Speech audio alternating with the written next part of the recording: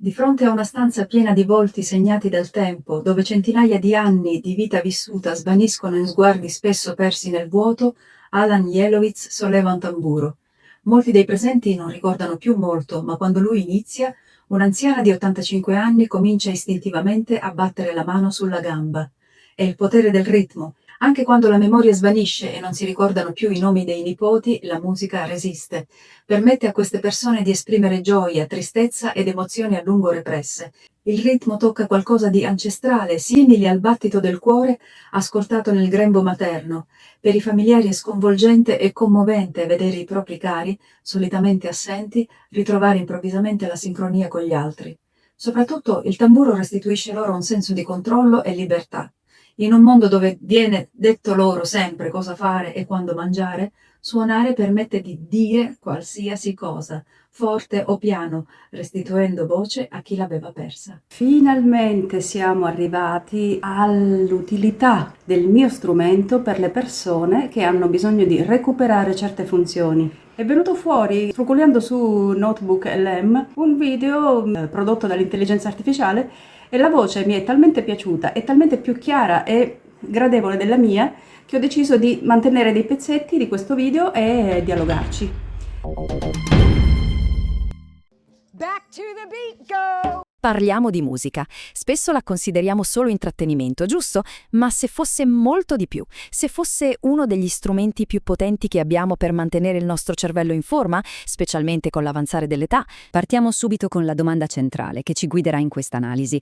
È mai possibile che il segreto per contrastare il declino cognitivo si nasconda in un gesto così semplice come un ritmo? Vediamo cosa ci dice la scienza. Prima di tutto, inquadriamo il problema. Mantenere le funzioni del cervello e del corpo attive con il passare degli anni è una sfida che riguarda tutti, ma per chi si trova ad affrontare malattie neurodegenerative come la demenza o il Parkinson, questa sfida diventa un ostacolo quotidiano, a volte quasi insormontabile. E allora, perché le soluzioni classiche come l'esercizio fisico standard spesso non funzionano in questi casi? Beh, la realtà è che molti pazienti con demenza faticano a capire un comando o a imitare un gesto. Da questo studio io ho imparato che questa incapacità di molti anziani a eseguire un comando si chiama atrassia, cioè tu puoi dire a questa persona alza la mano destra, ma la funzione del suo cervello che gli fa registrare questa informazione e mandare l'ordine alla mano destra di alzarsi è andata via, purtroppo, si è degenerata. E pensiamo a chi è in sedia a rotelle o, peggio, costretto a letto. È ovvio che gli esercizi basati sulla camminata sono fuori discussione. Insomma, serve un approccio completamente diverso. Ed è qui che la soluzione arriva da una fonte del tutto inaspettata. Non stiamo parlando di una tecnologia futuristica, ma di uno degli strumenti più antichi dell'umanità, il tamburo. A quanto pare, un semplice ritmo parla una lingua che il cervello sembra non dimenticare mai. Questo studio ci sta dicendo che quando molte funzioni cognitive importanti sono compromesse, una rimane intatta, cioè una primordiale, istintiva, intuitiva, primitiva, cioè quella di seguire un ritmo, la stessa funzione che vi fa fare così quando siete a un concerto o per la quale battiamo il piede quando sentiamo una canzone ritmata che ci piace. Quella rimane intatta, quindi è come se questi scienziati si fossero trovati davanti a un edificio con tante finestre sbarrate e ne cercassero una da cui poter entrare, ed è stata proprio questa, quella del ritmo. Cosa succede esattamente dentro la nostra testa quando suoniamo o ascoltiamo musica? Il concetto fondamentale qui è la plasticità cerebrale. In parole semplici, è la capacità del cervello di ricablarsi, di creare nuove connessioni. Pensiamo a quando si impara a guidare. All'inizio è un disastro, bisogna pensare a tutto, poi diventa automatico. Ecco, quello è il cervello che si sta riorganizzando.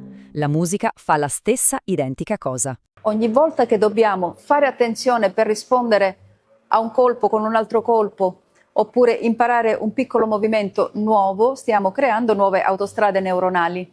È questo che ci salva dalla neurodegenerazione. Primo, il ritmo va a stimolare direttamente i circuiti motori. Secondo, imparare a suonare crea letteralmente nuove autostrade neurali. Terzo, rafforza la comunicazione tra aree diverse del cervello, quella visiva, quella uditiva, quella motoria. E guardate che non è solo teoria, Il cervello di un musicista è fisicamente diverso. Il corpo calloso, che è il ponte che collega i due emisferi, è più spesso. Questo vuol dire comunicazione più veloce. Le aree uditive e motorie sono più sviluppate, c'è più materia grigia. Insomma, la pratica musicale scolpisce letteralmente il cervello. L'esperimento di cui vi sto parlando si chiama DCP, Drum Communication Program. È stato svolto nel 2019 da scienziati giapponesi in Giappone ed ha ispirato due studenti americani che hanno dato vita a un'iniziativa bellissima. Essi servono del taiko per aiutare le persone in difficoltà, non solo gli anziani.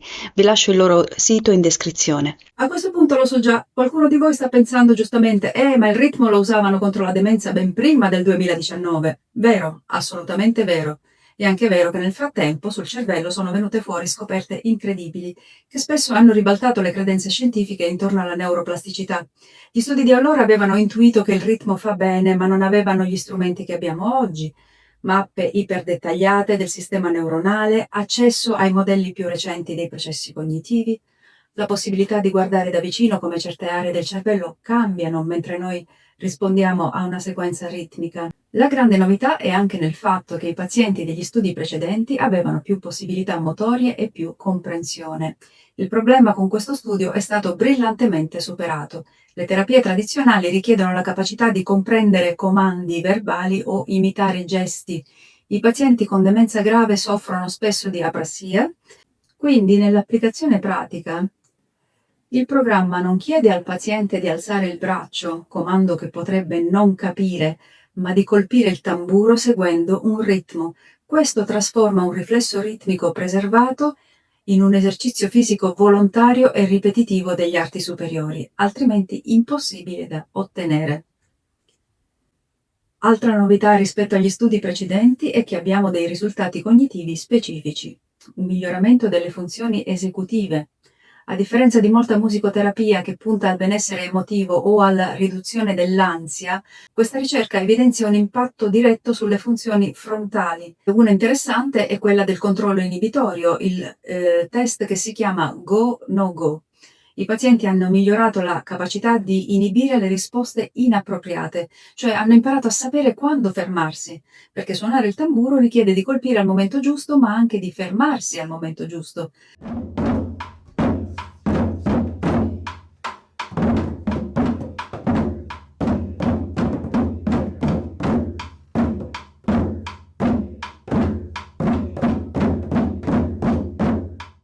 Non possiamo però non rendere merito alle ricerche precedenti.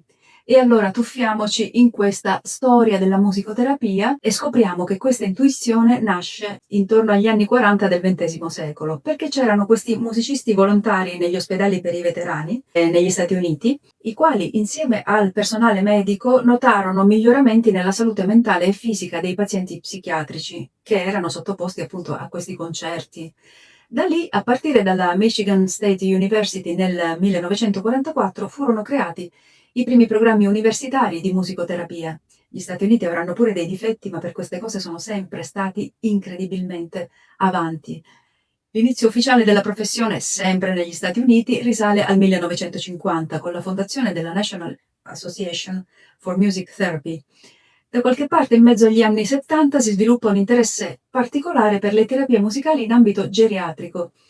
Secondo me perché gli anziani sembravano essere i pazienti più urgenti, i più responsivi forse, e su cui certe cose funzionavano subito, cioè quando la base di partenza è davvero bassa, i risultati si vedono immediatamente. Il vero punto di svolta per l'utilizzo specifico del tamburo nella cura della demenza arrivò con gli studi pionieristici di Alicia N. Clare e Barry Bernstein. Nel 1990 questi due scienziati pubblicarono i primi studi preliminari e nel 1995 uno studio fondamentale. Tutte ricerche che dimostrano come i pazienti con Alzheimer e altre forme gravi di demenza potessero apprendere e mantenere nuovi pattern ritmici. Clare e Bernstein riuscivano a far sedere persone che normalmente camminavano avanti e indietro o fissavano lo spazio vuoto.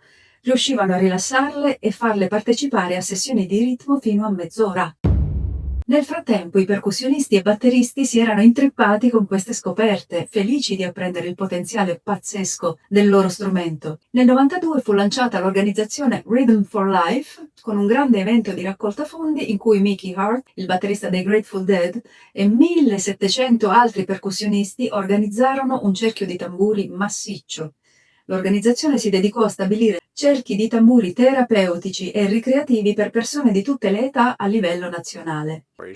And the body is a vibration, and music is controlled vibrations. It seems natural that when you put back vibrations, good vibrations as it were, or stimuli, that somehow you would become alive again, you would reconnect. Medical researchers studying the effects of Alzheimer's and Parkinson's disease are now working with Mickey on the possibility of creating rhythms from the electrical pulses given off by healthy brains to repair diseased brains. Hospitals use music therapy, particularly for children, as they're healing. And patients who are sometimes in comatose states, music is used to try to re-stimulate some of their connections. There's no music police. Questo sempre perché gli Stati Uniti sono troppo avanti. Ma in Europa non si fa niente? C'è uno studio svedese che si è fatto dal 2017 al 2023, è interessante, ma si basa più sull'umore, sulla cura della depressione in anziani in quello stato. E l'altro studio consiste nel ricercare la percezione musicale in persone affette da demenza più che altro. Quindi finora il più importante resta proprio il Drum Communication Program. Prendiamo un esame questo studio. I partecipanti erano persone anziane con demenza e con limitazioni fisiche molto serie. Pensate che quasi l'85% di loro era in sedia a rotelle. Hanno diviso i partecipanti in 2 gruppi. Uno ha fatto sessioni di percussioni 3 volte a settimana per 3 mesi. L'altro, il gruppo di controllo, no. E qui i risultati sono stati netti, a dir poco. Mentre il gruppo di controllo, come purtroppo era prevedibile, ha mostrato un declino cognitivo, hanno perso in media più di 3 punti, il gruppo che ha suonato i tamburi ha mostrato un miglioramento significativo, hanno guadagnato in media più di 2 punti.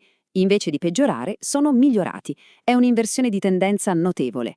Però è successa una cosa. Quando sono andati a misurare il muscolo era diminuito. Queste persone avevano perso proteine. Questo perché succede? Per una persona giovane fino a una 60 d'anni, fare un'attività percussiva è un movimento leggero, è un dispendio energetico abbastanza lieve. Invece per queste persone il corpo ha bisogno di prendere più energia e una volta che è finita, da dove la prende dal muscolo. Il braccio che si muoveva per percuotere il tamburo consumava molta energia e questa energia non era adeguatamente recuperata con il cibo, perché avevano continuato a mangiare normalmente, come facevano prima e anche dopo. Questo non toglie nulla ai benefici cognitivi, ma ci dice una cosa importante. L'approccio deve essere integrato. Esercizio più nutrizione. Permettetemi di dare il mio punto di vista. Loro pensano in termini matematici di più o meno, cioè queste persone perdono muscolo, quindi devono mangiare più proteine. Questo è l'unico ragionamento che hanno fatto. Invece io mi dico, queste persone suonavano 30 minuti 3 volte a settimana. Ora, noi persone fino a 60 anni, quando facciamo sport, se facciamo meno di 30 minuti magari non cominciamo a bruciare calorie, è necessario andare avanti, sforzarci un po' per perdere peso e costruire del tono muscolare. Con il problema di risparmiare energia possiamo fare il ragionamento inverso. Se un anziano lo fai lavorare per 30 minuti potrebbe essere troppo, proprio perché il muscolo comincia a essere intaccato, ma allora fallo lavorare per 15 minuti o addirittura 10. E voi mi direte, sì, però per l'animatore potrebbe essere non troppo comodo per l'organizzazione, già metterli tutti nella stessa stanza, farli portare, spingere la sedia a rotelle, metterli in cerchio, mettere al loro posto i tamburi, distribuire le bacchette e cominciare a lanciare un gioco. Per tutto questo 10 minuti non sono sufficienti, è vero, però si possono fare, dico io, delle sedute di 30 minuti in cui si suona il tamburo per 10 e il resto potrebbe essere dei quiz, di ascolto ritmico, dei giochi, dei canti, cantare il ritmo. Insomma, non è certo facendo la stessa seduta dell'esperimento che si avanza con la ricerca. Questo è quello che penso. E i benefici non si fermano alla demenza. C'è stato anche uno studio pilota sull'uso del taiko, il tamburo tradizionale giapponese, su pazienti con Parkinson. I risultati? Altrettanto incoraggianti. Miglioramenti significativi nei sintomi motori, nelle abilità manuali e nelle attività di tutti i giorni. E, cosa importantissima, senza nessun effetto collaterale. Per quanto riguarda le persone affette da Parkinson, questa cosa del ritmo è usata già da anni, perché gli scienziati hanno capito abbastanza presto che dando un ritmo regolare al paziente, il paziente ha un aiuto acustico per camminare meglio e incredibilmente anche recupera delle capacità di equilibrio, e questo è importantissimo perché riduce moltissimo il rischio di cadute. E il principio base di questo studio è stato proprio questo. Gli scienziati si sono posti la domanda: se funziona per le funzioni motorie, e le funzioni motorie sappiamo che è il cervello che le comanda, può funzionare anche per altre funzioni, scusate il bisticcio di parole, del cervello. Si può attraverso il ritmo recuperare la propria intelligenza. Per esempio, il gruppo che ha fatto percussioni ha recuperato delle capacità di attenzione. Tanto per farvi un esempio, per attenzione si intende la capacità di pronunciare una parola al contrario, e anche quella storia dell'atrassia è un po' migliorata. Queste persone hanno reimparato a sentire un ordine tipo alza la mano destra ed eseguirlo. Questa è una cosa bellissima. Ma perché queste attività hanno risultati migliori rispetto alle sedute con il fisioterapista?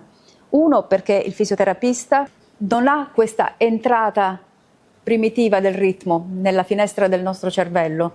Può solo, per esempio, darci un ordine, alza la mano destra, e constatare che noi abbiamo l'atrassia e quindi non riusciamo a eseguire quell'ordine, e può aiutarci fisicamente ad alzare la mano destra e può aiutarci a far fare al corpo 1000 movimenti, ma in quel caso subito la cosa si passivizza. Invece quando dobbiamo fare percussione restiamo attivi.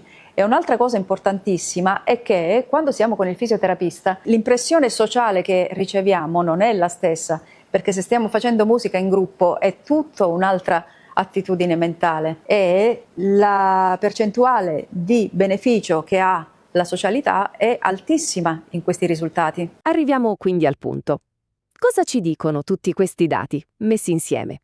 Ci dicono che impegnarsi con il ritmo non è un semplice passatempo, è un vero e proprio programma di manutenzione per il nostro cervello.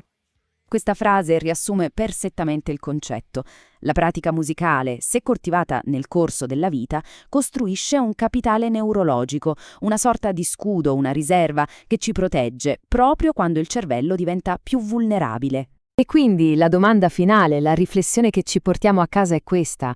Se consideriamo quanto è accessibile, gli effetti neurologici che ha e la gioia che porta, non è che la musica sia davvero lo strumento di allenamento cerebrale per eccellenza? Uno strumento che in fondo è a disposizione di tutti, a qualsiasi età. E io ve la do subito la risposta. La risposta secondo me è sì, la musica è lo strumento più accessibile per rinforzare il nostro cervello, per mantenere il nostro cervello giovane. Dimentichiamo la vecchiaia, dimentichiamo la demenza senile, l'Alzheimer, parliamo della performance che può avere il nostro cervello oggi. Per finire vi dico, anche se lo sapete già, perché il taiko fa bene a noi. Il movimento fa bene perché mobilita circuiti motori e sensoriali, cioè le strade neurali che controllano i movimenti e raccolgono le informazioni del corpo. Immaginate le moto della città. I circuiti motori sono le strade principali dove viaggiano i movimenti. I circuiti sensoriali sono le vie di ritorno piene di segnali che dicono freddo, più su, equilibrio. Aumenta la perfusione e il condizionamento cardiovascolare, più sangue arriva ai tessuti e il cuore diventa più efficiente. Come passare da una bici da città a una bici da corsa, il motore tiene meglio il ritmo. A livello cerebrale stimola il rilascio di neurotrofine come il BDNF, che favoriscono la neuroplasticità e il rimodellamento sinaptico. Le neurotrofine sono nutrienti molecolari per i neuroni. Pensate al BDNF come al fertilizzante per le piante cerebrali. Neuroplasticità e rimodellamento sinaptico sono la capacità del cervello di riorganizzarsi, come ristrutturare un quartiere costruendo nuove strade quando cambia la domanda. La musica fa bene perché colpisce il sistema limbico, il centro emozionale del cervello. Immaginiamolo come il cinema dove proiettano i nostri sentimenti. e colpisce il sistema dopaminergico, il circuito della ricompensa. La dopamina è la moneta interna che ti dice bella mossa, è come ricevere un like istantaneo quando pubblichi una storia riuscita. Regola il sistema nervoso autonomo che controlla respiro e battito. Pensiamo al termostato automatico che mantiene la casa a temperatura stabile e facilita l'entrainment, il processo con cui il cervello si sincronizza su stimoli ritmici esterni, come organizzare più orologi sugli stessi secondi o come camminare automaticamente al passo di una canzone. Il taiko integra e potenzia tutto questo, richiede movimenti ampi e controllo posturale, allenamento motorio più o meno intenso, genera vibrazioni corporee che forniscono feedback propriocettivo e vibroacustico. La propriocettività è il GPS interno che ti dice dove sono le tue braccia anche a occhi chiusi. La vibrazione è il messaggio fisico che senti nel petto, come quando senti il sub di un concerto nella pancia, e impone pattern ritmici chiari che il sistema nervoso usa come cue per organizzare il movimento, utile nel Parkinson ma utile a tutti. In più il taiko incorpora le vocalizzazioni. Quindi, quando facciamo un bel so-re o un chiai qualsiasi, un grido, un'espirazione potente, ha, che migliora la respirazione e la forza, è come un colpo d'aria che mette in azione tutto il motore.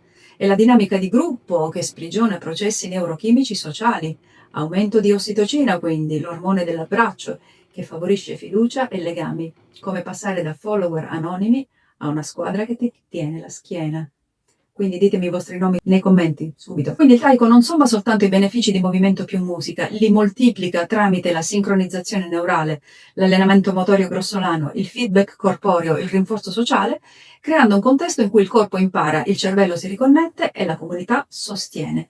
In pratica un effetto terapeutico a rimbalzo, ogni colpo alimenta il prossimo e ogni respiro prende forza dal gruppo. Avete messo like?